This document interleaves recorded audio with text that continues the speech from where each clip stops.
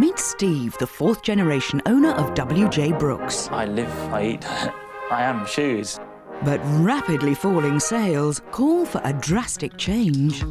Steve is a person who will never give up. The velvet one, we loved them, didn't they, the high heels? And they now call us the Kinky Boot Factory. Because I won't wear anything less than 4 inches. Are Steve's boots kinky enough to save the factory? A new series, Trouble at the Top, next Wednesday at 9:50 on BBC Two.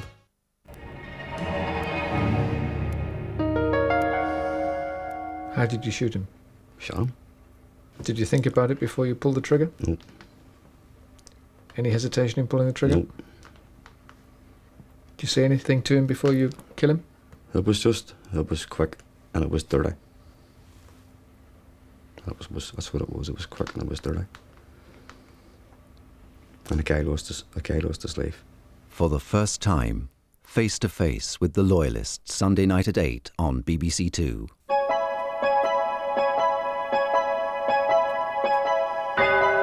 This is BBC Two with Newsnight.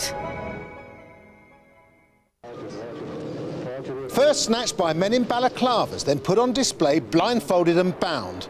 Can this man really get a fair trial in Turkey?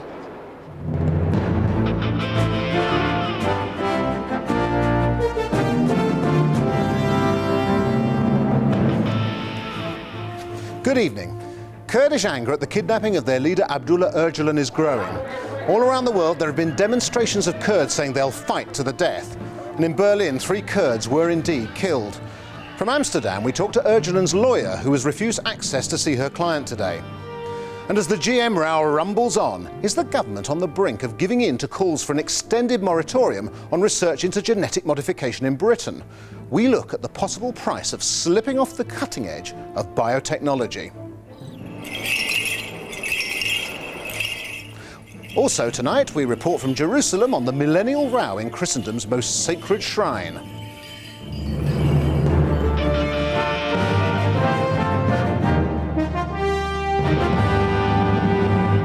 As pictures of Abdullah Öcalan, bound and sweaty, were sent by satellite across the world today, the first casualties of his incarceration were recorded. 3 Kurdish protesters were shot dead by Israeli security guards as they attempted to storm the Israeli consulate in Berlin.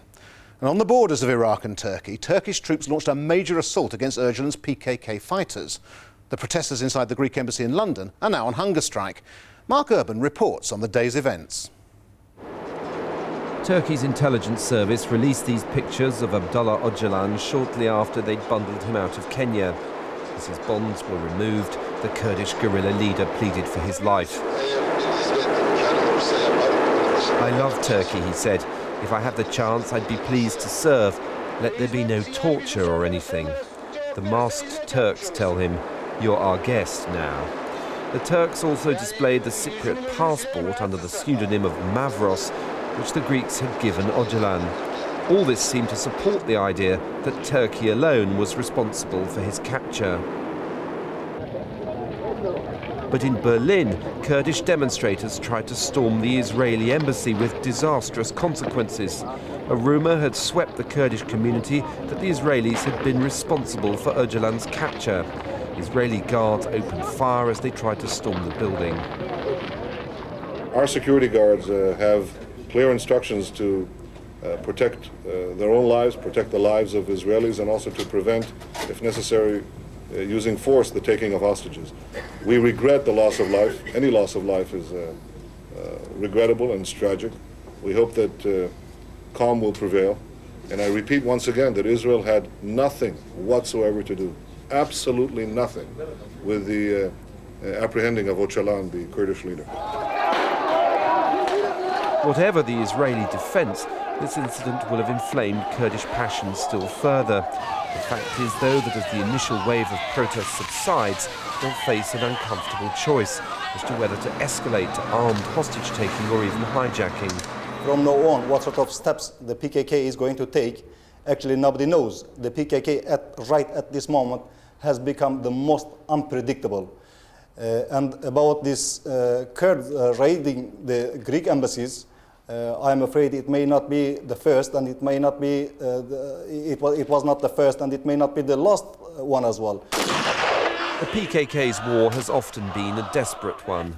They've not hesitated to kill Kurdish civilians of suspect loyalties and to terrorise communities where pro-government militias were established.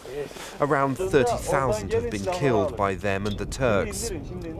The authorities say Öcalan's interrogation on terrorist charges has already begun. As for what kind of trial the leader of the Kurds' 14-year military campaign can expect, well, the protests are already starting.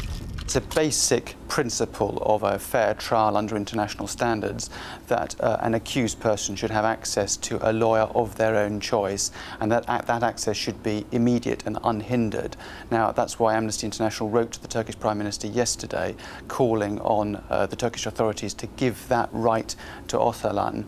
But previous experience in other trials, including the PKK and also other people whom the Turkish authorities have arrested, suggests that he may well not get that access. Turkey's Kurds, several million of them, live in the southeast. The PKK's campaign means there's a heavy military presence there. The PKK also has bases in northern Iraq, and tonight there are reports that the Turkish army has crossed that border, not for the first time, and is attacking the PKK.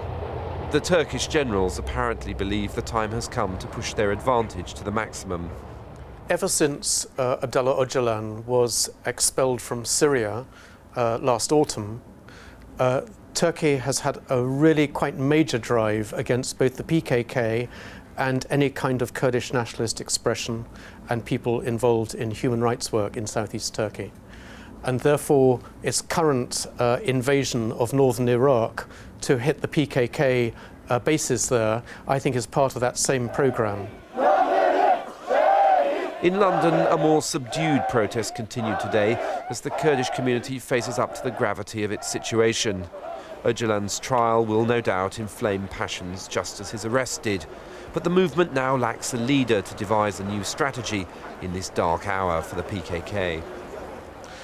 I'm now joined live from Amsterdam by Britta Böhler, head of Abdullah Öcalan's defence team. Britta Böhler, tell us first, what happened when you went to Turkey and tried to get to see him? Well, it's very simple. When the doors of the airplane opened, we were immediately arrested by the Turkish security forces, about 10 people. We were then rushed to the headquarters of the police of the airport. Our passports were taken, our tickets were taken. We were then brought to the complex where normally the expelled foreigners are held.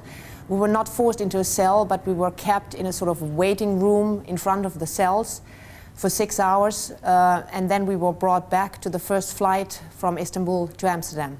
So what would have happened if you tried to get out of that room? They'd have stopped you? Yes, of course. We asked several times whether we can leave. We asked also whether we could have access to our ambassador.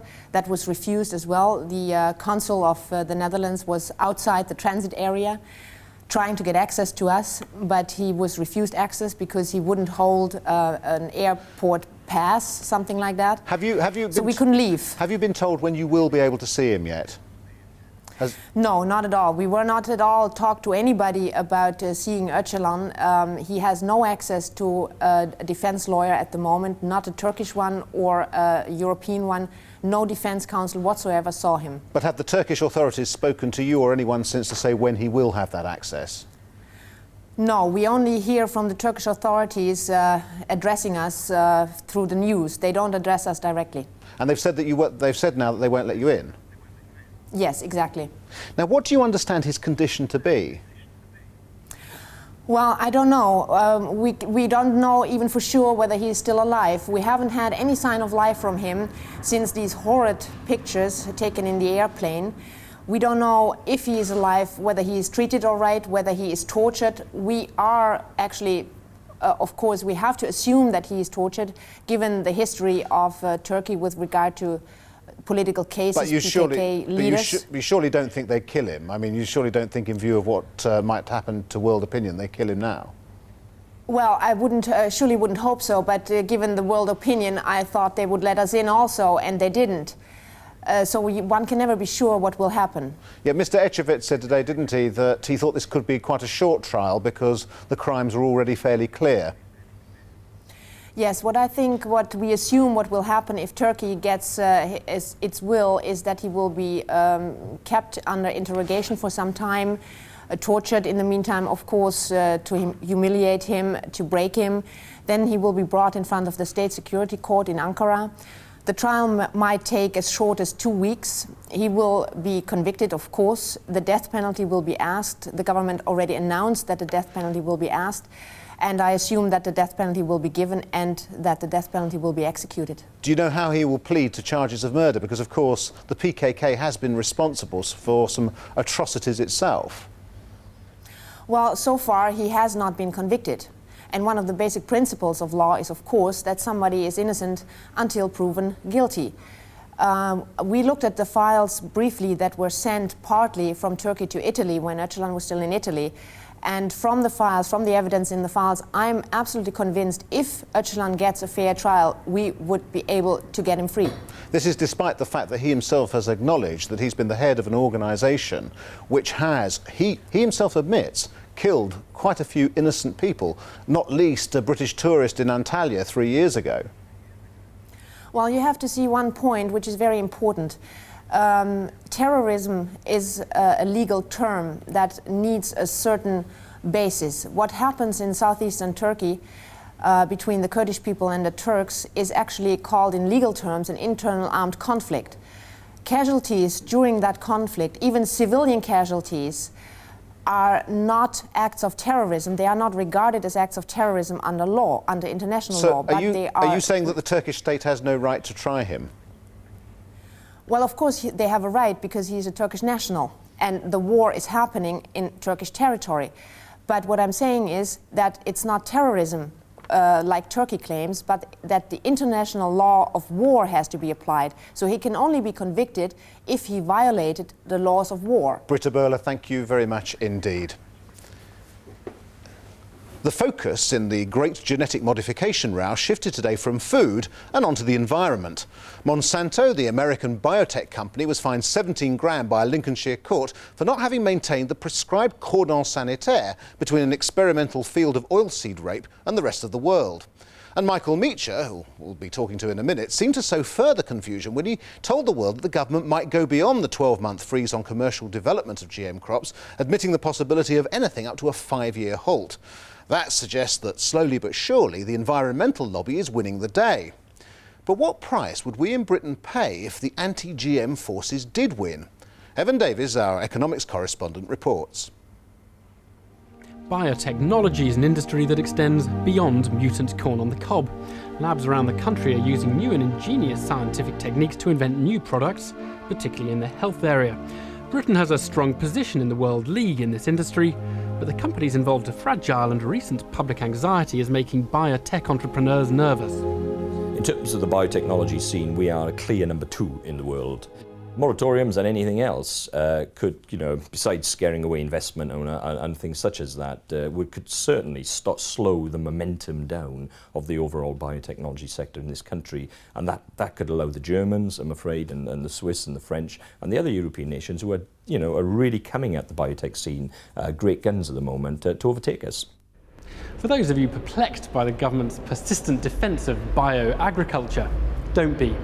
It's not GM foods per se that the government is fixated on, it's fixated on the whole idea of new technology-driven industries. Indeed, just 3 weeks to the day, here at the DTI's swanky new conference centre, some of the world's best economists gathered to discuss the economics of the knowledge-driven economy. GM foods were not even mentioned. It's knowledge that's the government's new buzzword. Only today there was a biotechnology industry seminar here. A minister described the industry as, quote, exactly the kind of industry we must support. The government's competitiveness green paper, published last year, talks endlessly about risk-taking, new industries, and in particular, the need to promote science, research and development, or R&D. There's two faces of R&D. On the one hand, R&D generates innovations, and those innovations will generate economic growth. On the other hand, there's a second face. The second face is the ability to use R&D to absorb the ideas of other countries. So, for example, if America is doing R&D, coming up with new innovations, The fact we have some strong British R&D base enables us to understand those new ideas and therefore generate faster growth ourselves. It may have been cotton mills which were the foundation of industrial Britain, but research and development is held up as the basis of a so-called knowledge economy. Alas, Britain's record in this area has been slipping. We invest about 1.3% of our national income in business research and development, a smaller proportion than France, Germany, and particularly the United States. That's the government's worry. Economists wax eloquently about the so-called rules of the game in knowledge industries and on the need to be in them early. There are these so-called first mover advantages in different high-tech industries. Now, one of the obvious first mover advantages is coming up with a patent. If you have a patent, that enables you to dominate the industry, to become a monopolist for at least the length of the patent. But even in the majority of industries where patents are less strong, then being first in the market can be a real advantage. If you can get your toehold in the market, then you can beat off the other competitors by establishing, say, a brand reputation for quality. And many of these high-tech markets, you see exactly that phenomenon happening. John Battle is a minister at the Department of Trade and Industry. We caught up with him on the minister's corridor there today to ask whether the government had been excessively seduced by a new industrial policy fashion. No, because some of the new industries, whether they're in computing and communications, will revive and regenerate precisely those traditional sectors in manufacturing, where in Yorkshire, whether it's the old engineering or textile industries, the new, dare I say, biotechnology industries will help get better processes, cleaner, greener processes into traditional manufacturing. You can't scrub lanolin off a mill floor without using the biotechnology, so that building can be regenerated for new small businesses. In a sense, the knowledge-driven economy is about new ideas, new products, but also new processes, new ways of doing things. But you're sounding so keen, you've got so much gusto for these kinds of things, you're so enthusiastic. Are you sure you're maintaining a kind of balanced perspective on it all? I am, because I've been in an area of very high unemployment. I've seen industries come and go over the whole of my lifetime. I've seen traditional sectors sink, and I know that people can develop skills, can be highly trained and deliver in Britain, and that's what we see as the knowledge-driven, high-skilled, highly trained labour force of the future. I don't want to go down to a low-tech, low-wage economy of the future. I think we should tap into people's ideas. What we've got to do is be a little bit more open, should I suggest, to the future. I can remember, well, it's the history books now, isn't it? My great-great-grandfather was part of digging a tunnel under the Pennines, and he was warned, don't do that for God's sake, because if a train goes through it, people won't be able to breathe. And there was an attempt to ban trains going through tunnels. We've moved on a long way since then, but of course we still have to have proper ventilation within them. Clearly, those leading the government's hopes to revitalise the UK economy do not think of these as dark, satanic laboratories. Evan Davies. With me in the studio I have Professor Ray Baker, Chief Executive of the Biotechnology and Biological Sciences Research Council, and George Monbiot, Visiting Professor in Environmental Science at the University of East London. Ray Baker, do you feel this situation slipping away from you and those who are in favour of biotechnological research and development? Well, I hope not. I think the case has been made very clearly in the past few days of the real benefits that we can gain, both in farming and in small companies developing biotechnology, a real climate of enthusiasm which follows the increase in science funding in the UK. You think that you've detected in the last few days in this country a real rising tide of enthusiasm for genetic modification and other such things? I'm aware of that enthusiasm in our scientific community as we begin to develop and see what the potential is of these new developments. Well, you might feel enthusiastic or feel you sense that enthusiasm. George Monbiot listened to you with a slightly smuggish smile on his face from the environmental pressure side. George, do you feel you're winning this argument? Well, we're certainly winning the argument about crops. We're winning the argument about corporate control. And this really is a critical issue here, that a few large corporations are managing to take into their hands to grab hold of a significant sector of the food chain. Do you feel you're winning the argument with the government? Do you feel that the government is beginning to fray at the edges? Well, I think Michael can probably... I'll ask him, don't worry. Yeah, to tell us that a bit better than me, but it seems to me that, yes, they're beginning to turn around now. At first, the government was putting out a load of very misleading statements. Jack Cunningham, in particularly, told us several things which turned out not to be true. OK, but you think... I just want to move on very quickly to assess the reasons why government might be changing or might not be changing its position. Ray Baker, let's talk about science first. Is it the case, do you think, that GM foods, GM crops can significantly increase benefits for, say, the third world? Oh yes, there's no question. I think we've only seen recent news from South Africa and elsewhere in which we can see that we do need to grow crops with higher productivity, higher content of nutrition, and we can do that, I think, by these new developments that are coming forward. Like what? Very briefly. Well, there will be higher yields, crops will be fresher for longer, there'll be higher vitamin content. All of these things, I think, will contribute to feeding those groups of people. Now, George, do you specifically contest those claims? Yes, so there's some specific problems here, and the first one is that the crops are falling into the hands of the big corporations. They are maintaining this very tight grip on the entire food chain. There is an extent to which, in a few years' time, these big companies will be able to determine not just what we eat, but whether we eat. The world's problem at the moment, people are insufficiently fed, not because too little food is being produced, but it's in the wrong hands, and the land producing it is in the wrong hands. But do you actually dispute what Ray Baker has said, that we could have crops with qualities that would be an immense enhancement over current crops? Not only that, but he might also argue that the food situation could be measurably worse inside the next 20 years, and that therefore could meet that situation too. There's some potential, obviously, for crops which can survive drought, crops which can survive salt, that sort of thing. But unfortunately, the real drive, the cutting edge of this research is into crops which, for instance, can't reproduce themselves, so that the company maintains control over the ability of the seed to reproduce itself. And that will make people hungrier. These companies are the hunger merchants of the next millennium. They're very, very dangerous for world food security. Ray Baker, let's move on very quickly to the question of super weeds. One of the great scares that people have been throwing around is the notion that the pollen will escape and hybridize with other plants and with weeds, creating super weeds. Yes. Is that true? It's not true as far as we can tell at this stage. If you need to do that, then the weed has got to be compatible with the crop that you're growing. In this country, the only one that really is a real problem is rape, which has weeds in the environment.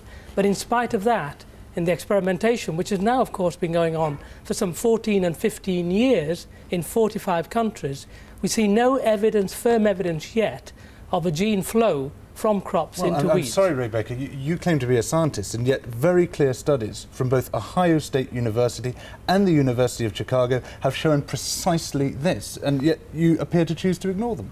Now I've seen those reports. I think there's considerably more to do to confirm that. In many other studies, what they've shown is the creation of superweeds. What they've shown is both the mechanism by which genes can jump from one plant species to another, and the preponderance of those plant species in the environment, the advantage that they have over other plants. One of the great disputes in this field is that it will.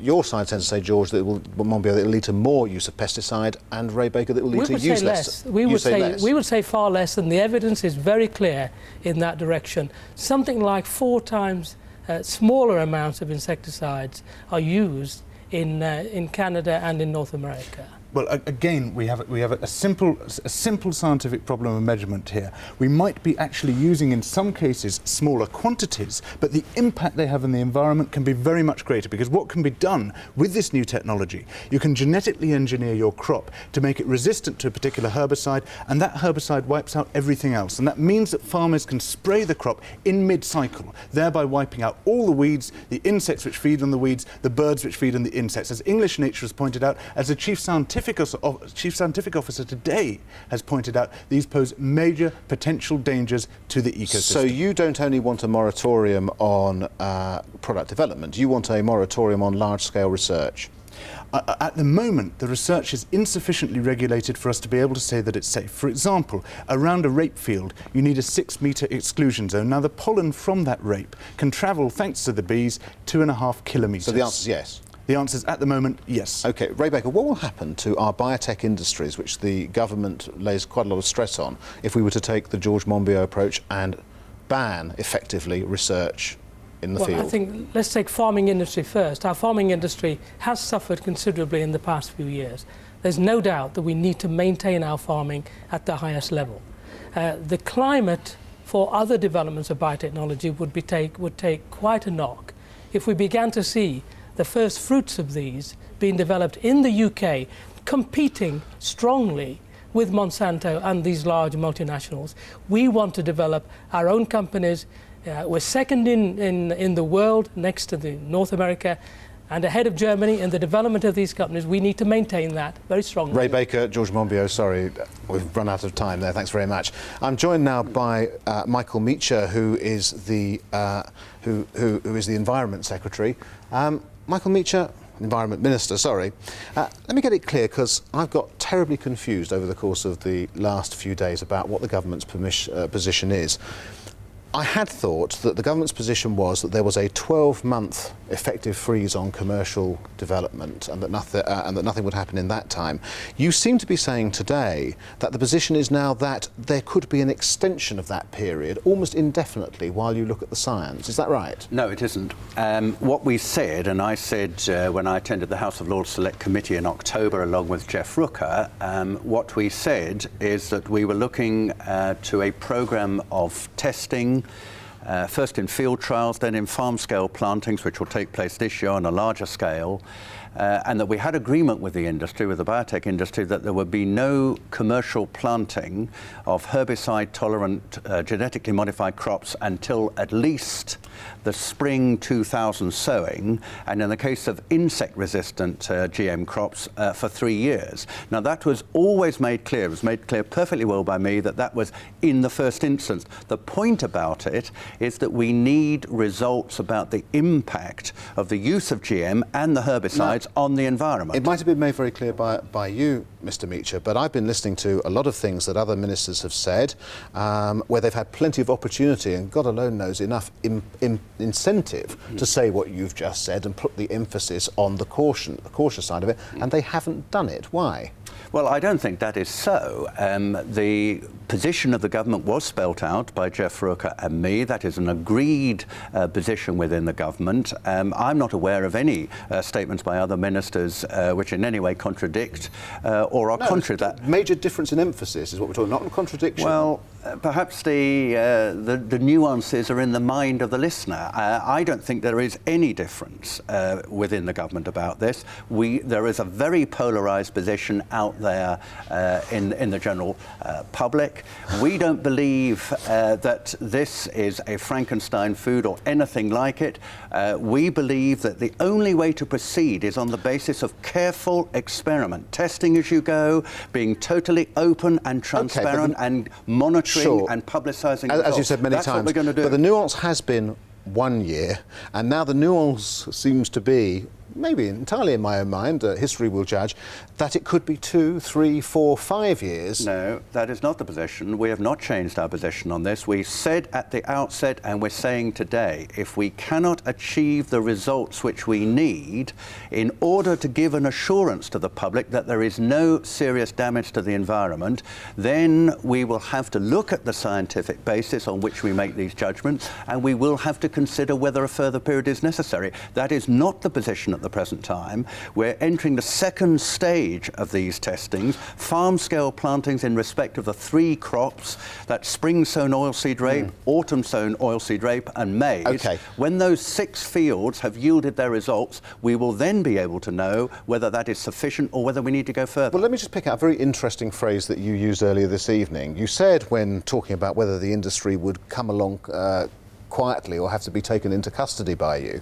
You these said are that your words, not mine. You said, I think these are very colourful. That's right. That is not what I said. You said, well, here are your words. I must say, I find it very difficult to see how the industry could resist what they know overwhelmingly public opinion would be in support of. Now, is the science what is predominant here, or is public opinion? No, it's the science. It's the science. What I was making clear is, as the Prime Minister's made clear from the outset, Jack Cunningham, all of us have made clear, we're doing this on the basis of the scientific evidence. Testing, publicising results.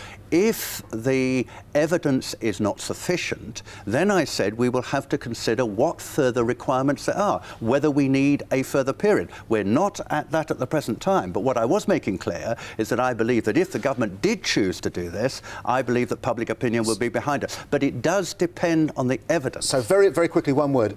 Do you believe that the position has shifted towards those environmentally concerned and away from the biotech companies in the last couple of weeks? Well, I don't see it like that. No, I don't think that is fair. It is exactly as it has always been. Okay, there are arguments about human health and the environment, and we are still pursuing Thank you very much indeed.